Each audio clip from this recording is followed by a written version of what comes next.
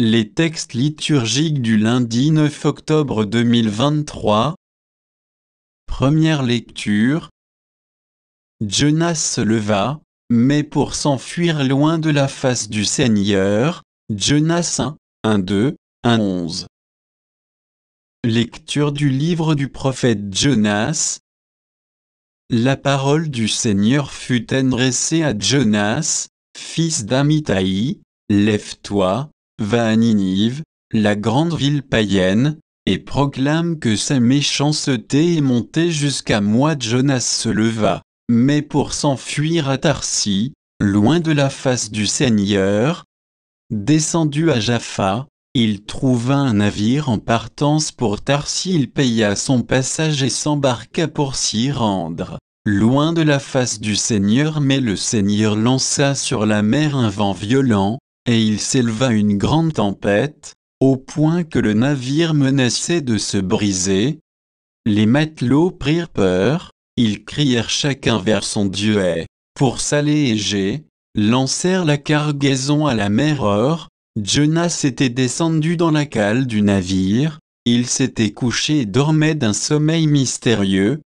Le capitaine alla le trouver et lui dit : « Qu'est-ce que tu fais ? Tu dors, lève-toi, invoque ton Dieu, peut-être que ce Dieu s'occupera de nous pour nous empêcher de périr. » Et les matelots se disaient entre eux : « Tirons au sort pour savoir à qui nous devons ce malheur. » Ils tirèrent au sort, et le sort tomba sur Jonas. Ils lui demandèrent : « Dis-nous donc d'où nous vient ce malheur. Quel est ton métier ? D'où viens-tu ?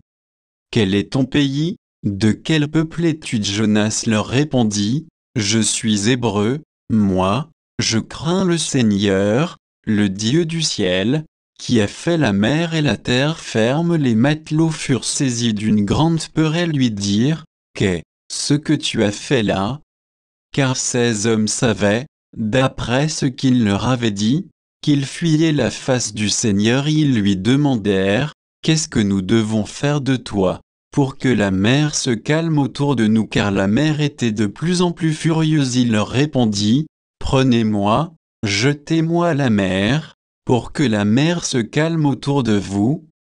Car, je le reconnais, c'est à cause de moi que cette grande tempête vous assaille. » Les matelots ramèrent pour regagner la terre, mais sans y parvenir, car la mer était de plus en plus furieuse autour d'eux. Ils invoquèrent alors le Seigneur : « Ah, Seigneur, ne nous fais pas mourir à cause de cet homme, et ne nous rends pas responsables de la mort d'un innocent, car toi, tu es le Seigneur, ce que tu as voulu, tu l'as fait. » Puis ils prirent Jonas et le jetèrent à la mer. Alors la fureur de la mer tomba. Les hommes furent saisis par la crainte du Seigneur. Ils lui offrirent un sacrifice accompagné de vœux. Le Seigneur donna l'ordre à un grand poisson d'engloutir Jonas. Jonas demeura dans les entrailles du poisson 3 jours et 3 nuits. Alors le Seigneur parla au poisson, et celui-ci rejeta Jonas sur la terre ferme.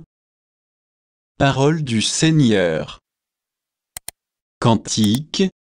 Jonas 2, 3, 4, 5, 8. Dans ma détresse, je crie vers le Seigneur, et lui me répond. Du ventre des enfers j'appelle, tu écoutes ma voix. Tu m'as jeté au plus profond du cœur des mers, et le flot m'a cerné. Tes ondes et tes vagues ensemble ont passé sur moi. Et je dis : me voici rejeté devant tes yeux, pourrais-je revoir encore ton temple saint ? Quand mon âme en moi défaillait, je me souviens du Seigneur, et ma prière parvint jusqu'à toi dans ton temple saint. Évangile. Qui est mon prochain ? Luc 10, 25-37.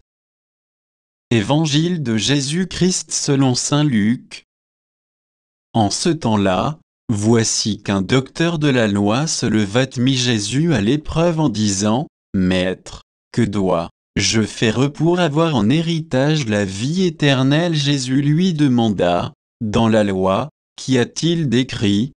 Et comment lis-tu ? L'autre répondit : Tu aimeras le Seigneur ton Dieu de tout ton cœur, de toute ton âme, de toute ta force et de toute ton intelligence, et ton prochain comme toi-même. Jésus lui dit, tu as répondu correctement, fais ainsi et tu vivras. Mais lui, voulant se justifier, dit à Jésus, et qui est mon prochain? Jésus reprit la parole, un homme descendait de Jérusalem à Jéricho, et il tomba sur des bandits.